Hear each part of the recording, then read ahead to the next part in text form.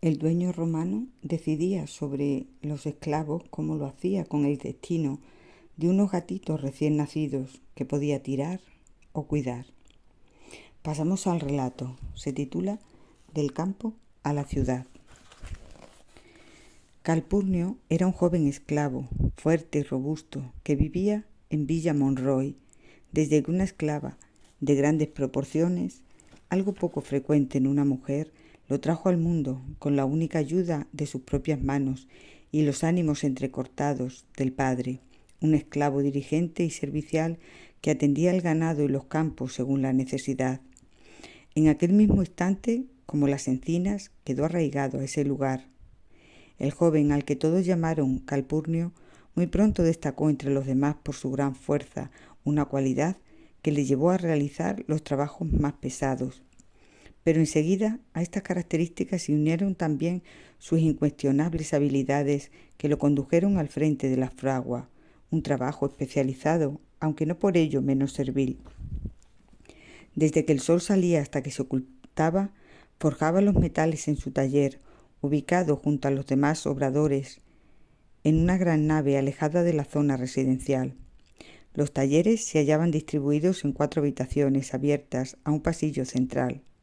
Frente al suyo, otro diestro esclavo extraía formas útiles del barro, y en los demás se trabajaba la madera y el mármol, del que se obtenían magníficas piezas ornamentales.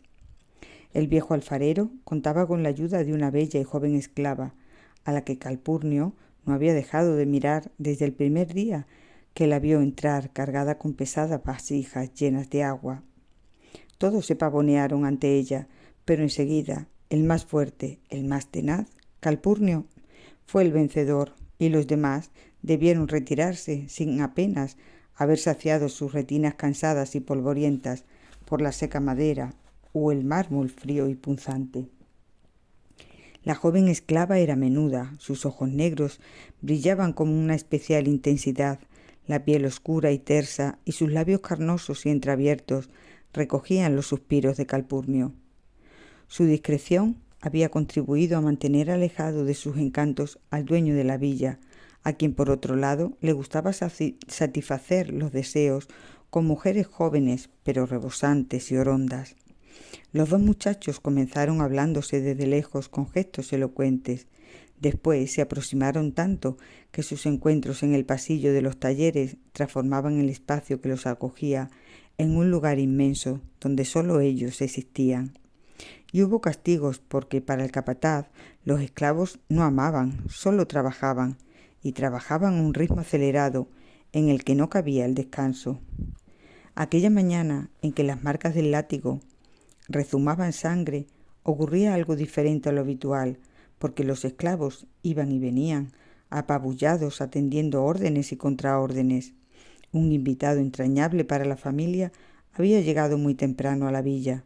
Se trataba de un hombre maduro que rozaba la vejez, un agrimensor, amigo del señor de la casa, nativo de una ciudad al norte a la que llamaban Capera, y que por entonces desempeñaba su trabajo muy cerca de allí.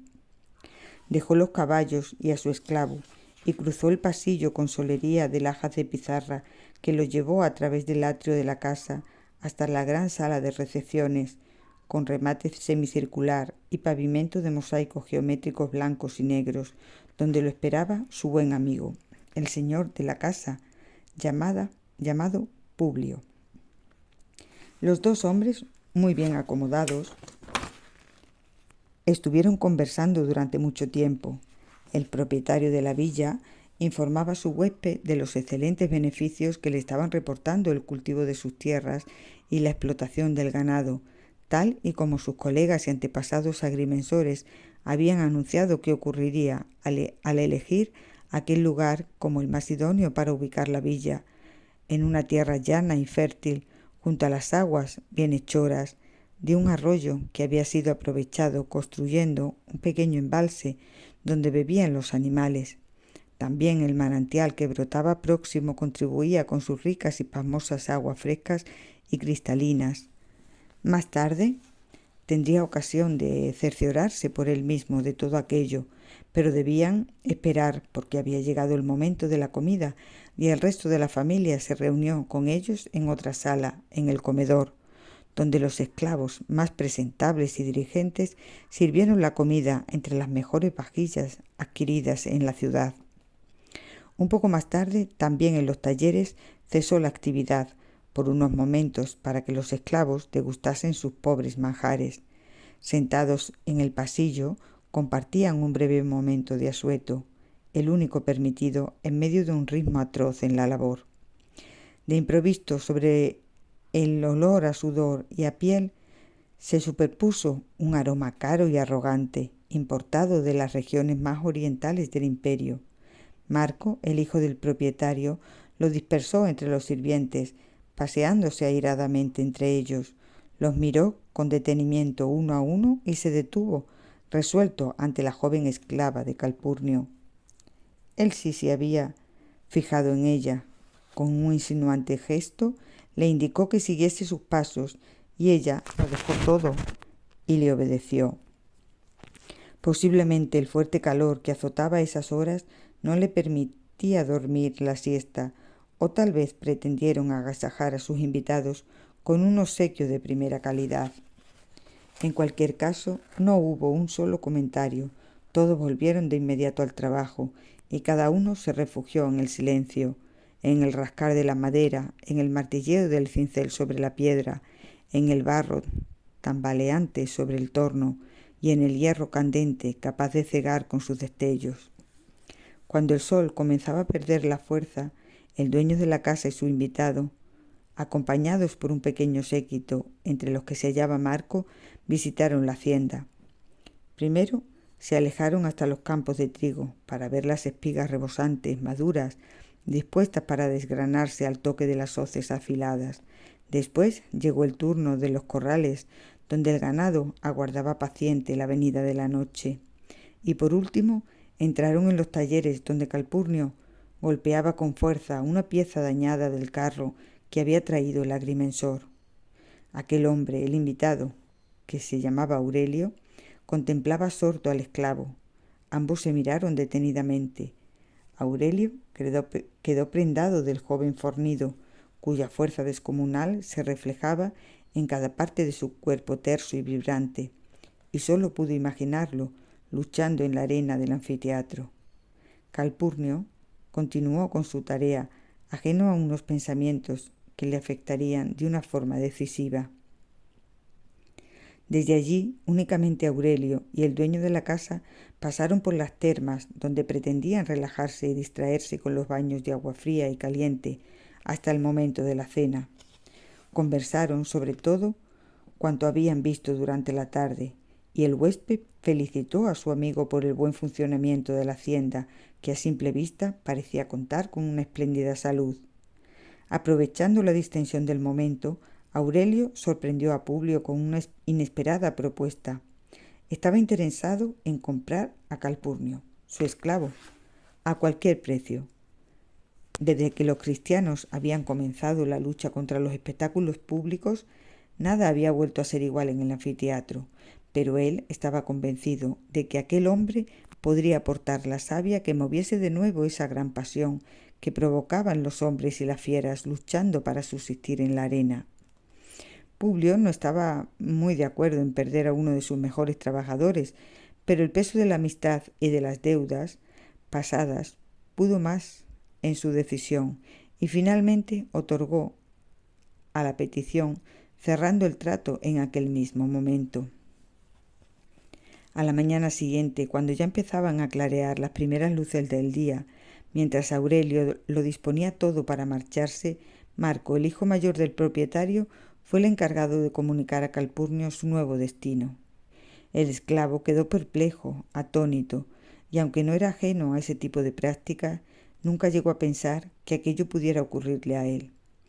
Antes de que pudiera reaccionar, los compañeros de tarea le animaron efusiva e insistentemente, porque para ellos su marcha significaba tal vez la única posibilidad, la única salida que se le presentaría en la vida y que probablemente para ellos no llegaría a existir jamás. Del anfiteatro habían surgido grandes héroes a quienes colmaban de gloria y riquezas, y cuyos nombres fueron aclamados por la multitud. Calpurnio miraba absorto su cuerpo, el culpable de todo aquello que le estaba sucediendo, y por primera vez maldijo esa fuerza envidiable. Él no anhelaba la fama, su deseo no era la inmortalidad. Él era un esclavo y nada más, fiel a su destino, inamovible y perfectamente delimitado desde que nació.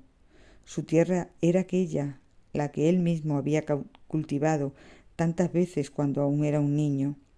En ese mismo instante pasó por su mente el agradable frescor de los campos mojados por la lluvia y el olor de la primavera al derramar su esencia y el paso de las aves por aquellos parajes. Él no conocía otras formas de vida. Nunca antes había estado en Augusta Emérita, en Norva Caesarina o en Turgalium. Solo el comentario de algunos esclavos provenientes de allí le permitían escasamente imaginar ese otro mundo para él tan lejano y distante. Calpurnio no entendía la vida en otro lugar.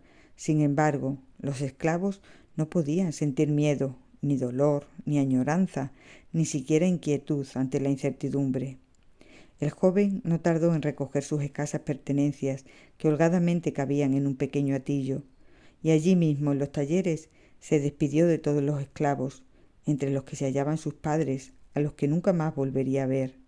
Miró a la bella y joven esclava por última vez, y un guiño cariñoso y sincero fue su única expresión. Antes de comenzar a caminar tras su nuevo dueño, debió escuchar los consejos de Publio, que Publio le había preparado. Ante todo, le recordó que no olvidara las buenas enseñanzas recibidas hasta entonces y que sin duda habían contribuido a aumentar su valía. Calpurnio no miró hacia atrás ni una sola vez. Quiso afrontar cuanto antes su nuevo destino. El viaje fue largo, o al menos a él así se lo pareció.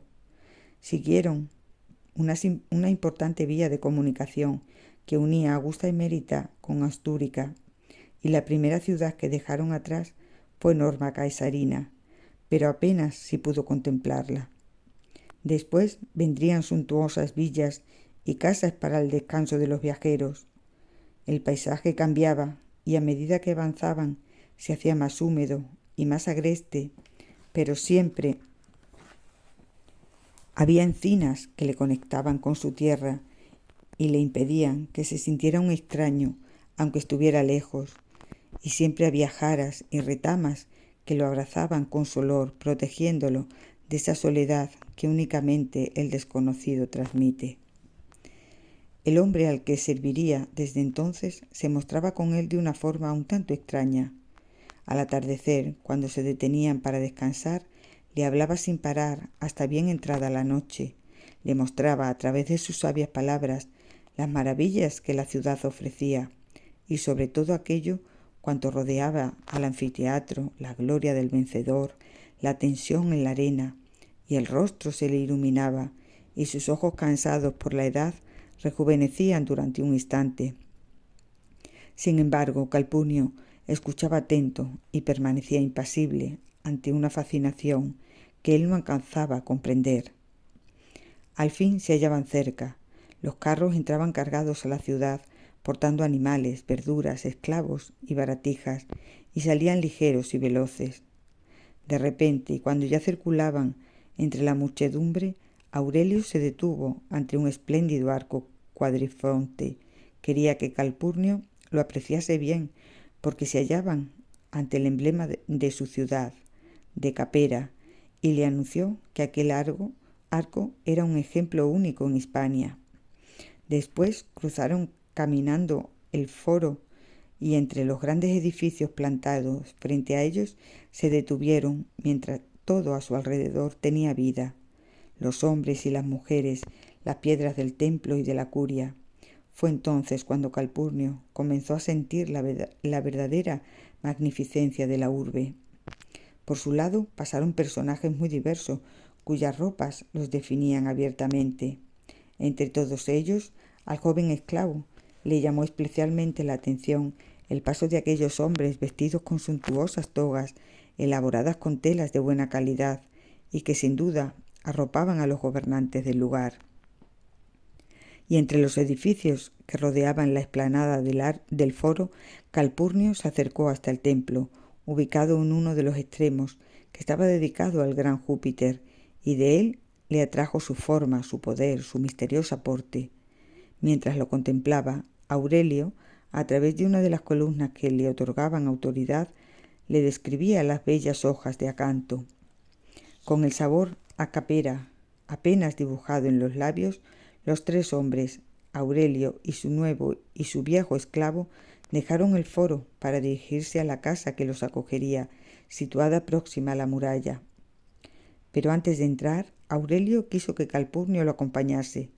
Cruzaron una de las puertas de la ciudad y llegaron hasta el anfiteatro, donde no había nadie más, solo unos pequeños reptiles y algunas aves observándolos desde los árboles, donde se refugiaban del calor. Pero él estaba ansioso de enfrentar por primera vez al futuro gladiador con su verdadero destino, un destino que estaría marcado por la lucha.